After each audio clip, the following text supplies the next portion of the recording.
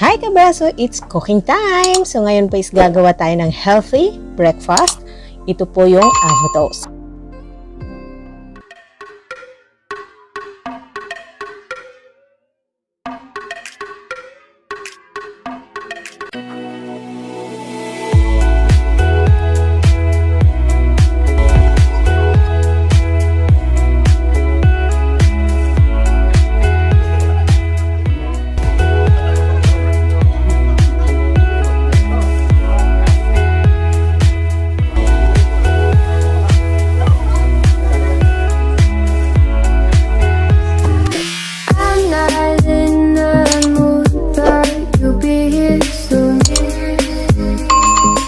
Siyempre, ito lang naman po yung ating kailangan. So, kung mayroon kayo dyang glaze, balsamic, olive oil, siyempre, buttered bread or any brand ng bread, any brand of butter, ripe avocado, at siyempre, vinegar, siyempre, di mawawala yung salt, at siyempre, yung egg, mga kabraso, and then the water. Ngayon po, ang gagawin po natin, ituturo ko po muna sa inyo yung paggawa po ng poached egg. So, pinaka-importante po yung poached egg dito. So, yung water po, lalagyan lang po natin ng isang kutsarang rock salt and then 2 tablespoon po ng vinegar. Tapos, hintayin lang po natin na kumulo po ito. Hindi po as in kulong-kulo, kundi yung parang nagbababol lang po yung tubig. So, ngayon, hintay-hintay lang po tayo mga kabraso habang naghihintay tayo para sa pagkulo ng ating tubig. Ngayon, ang gagawin muna natin, slice muna natin yung ating buttered bread. Anyway, mga kabraso, pwede po kayong gumamit ng any brand ng bread. So, dahil buttered bread yung nirequest ng aking busing, syempre, ito yung ating susundin. Oops, mga kabraso, naghugas po ako ng kamay. Ayan, so, nag-slice lang po ako ng bread.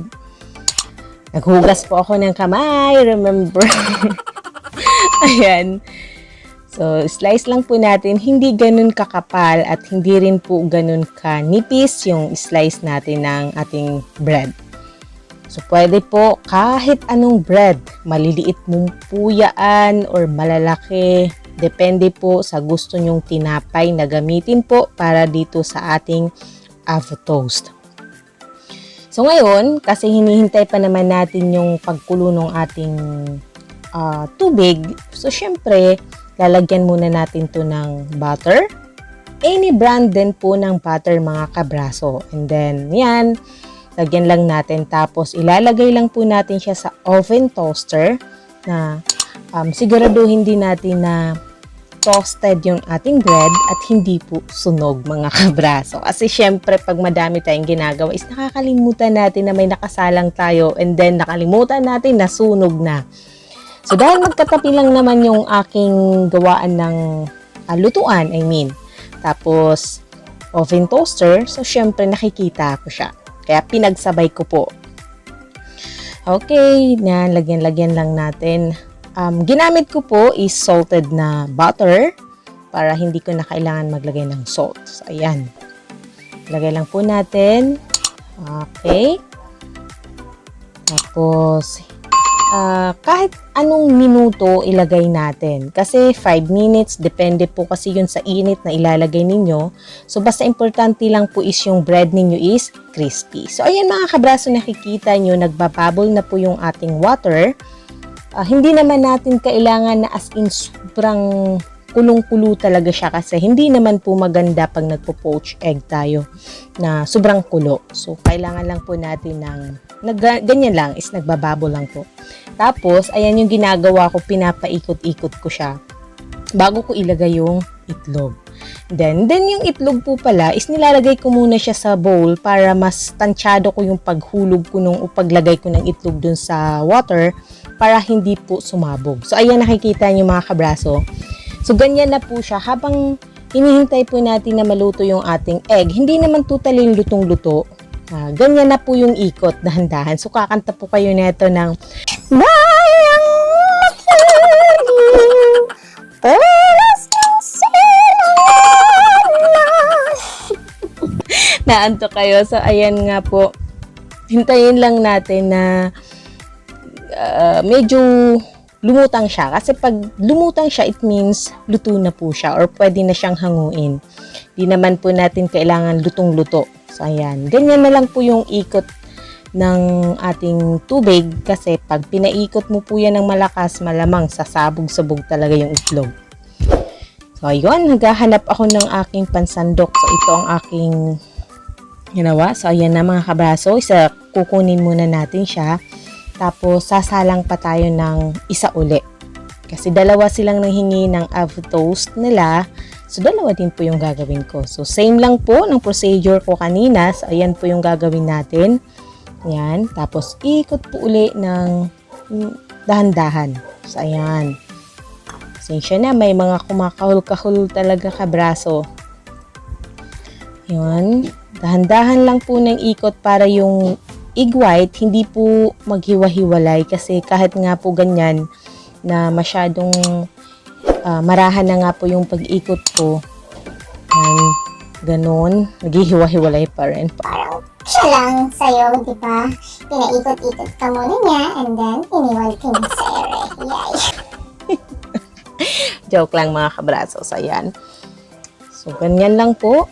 Gaya ng ginawa ko kanina. Tapos, hintayin natin uli na maluto yung ating egg and then kunin na natin uli.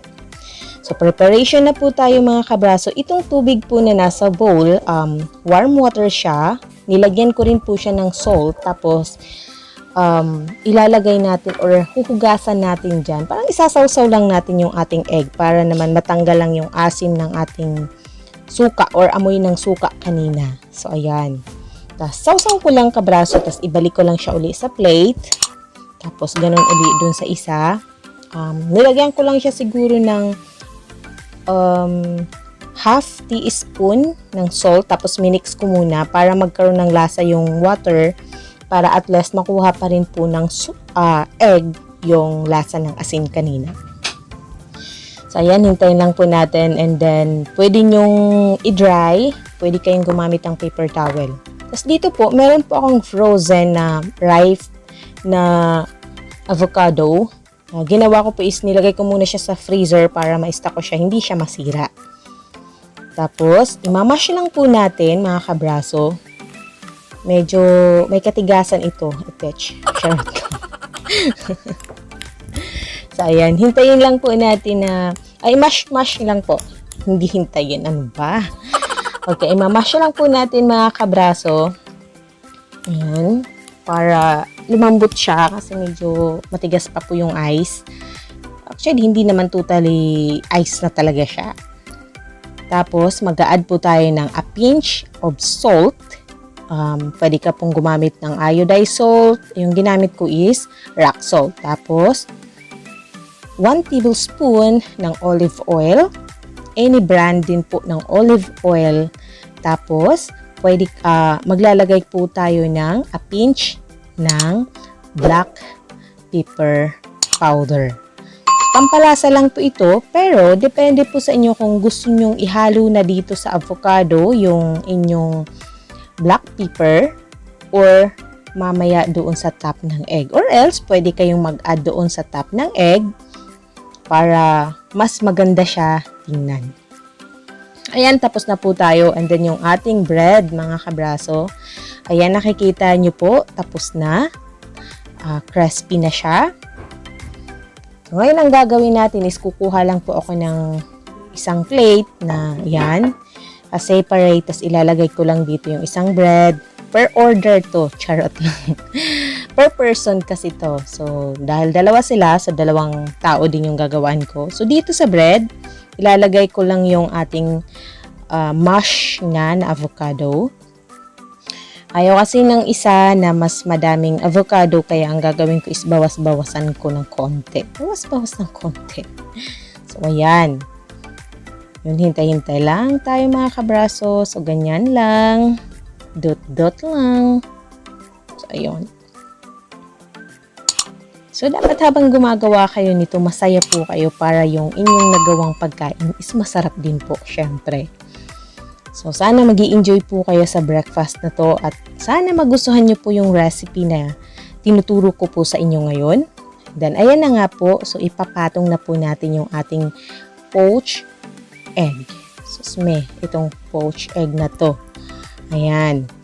So, ayan, nakikita, wow po, kabraso, ang ganda. So, pwede kayong maglagay ng black pepper, gaya na sabi ko kanina, pero ito ayaw niya na kasi meron ng black pepper yung avocado. So, ilalagay na lang natin is yung balsamic glaze. Meron naman pong nabibili nito sa mga supermarket na gusto nyo or any brand ng ano. Yung lasa po nito, kabraso, is matamis na parang honey na parang maasim-asim. Syempre, dahil balsamic siya. Balsamic is a vinegar. Hindi lang ako totally magaling kung parang siya, suka ng ubas, yan. So, ito, gumawa po ako uli ng isa para dun sa isa uli. So, medyo madami yung avocado nito kasi mas gusto niya ng mas madaming avocado. Hirap kasi nito mga diet yung tao, mga kabraso. At ito po yung pinaka maganda kapag diet ka. Pero para sa akin kasi, parang kulang yung isa eh.